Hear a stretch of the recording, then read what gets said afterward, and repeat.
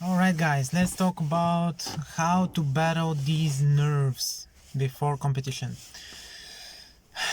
This is something that bothered me a while.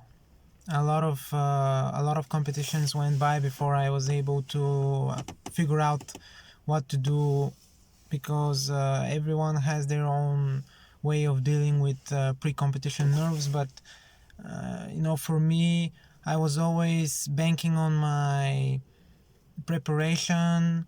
I never skipped practice, and I still don't. At least I try not to. But always there will come a point where, let's say, 1 or 2 weeks before the competition starts, that I'll start to feel anxious. I'll start to doubt myself if I'm ready, if I'm going to make it happen, because I I know that I can be good and I can be the best and I can beat the rest of the field, but am I going to be able to perform on the day? Am I going to be able to fulfill my potential? And I want to share something today with you on that topic, because it's not something that I found out, like tapping to electricity or something.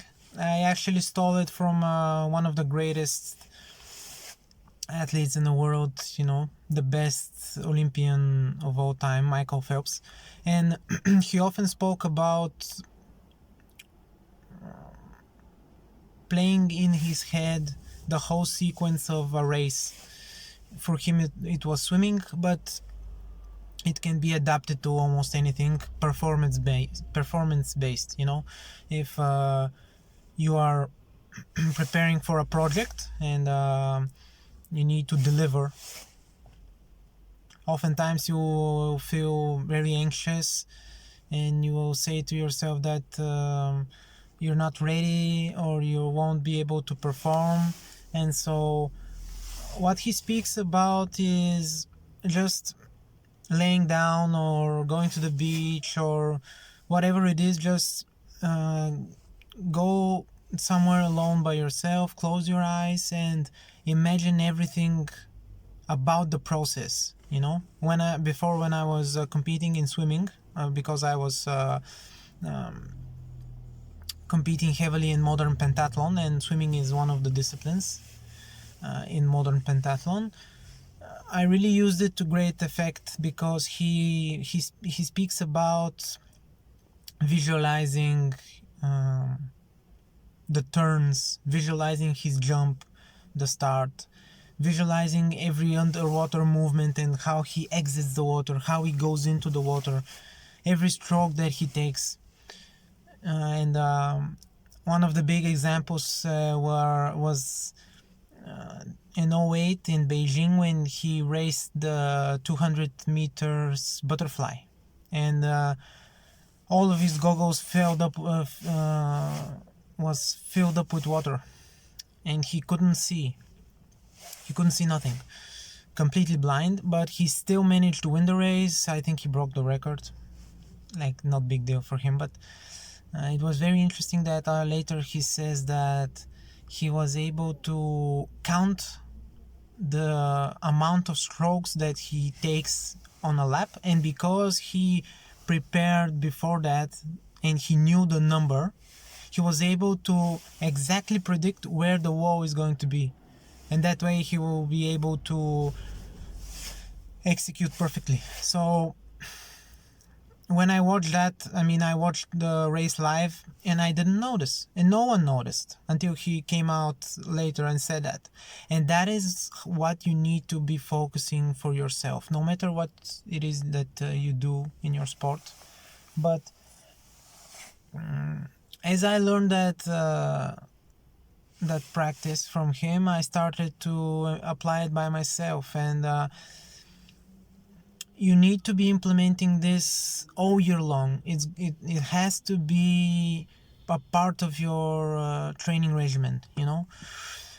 I speak about this in my earlier video about ways that you can learn quicker and more efficient, and visualizing, in my opinion, is one of the biggest tools you can have when you learn a skill, but also when you have the skill already and you want to perform it at a higher level, the highest level, not just any level, but you need to be visualizing what it is you're doing.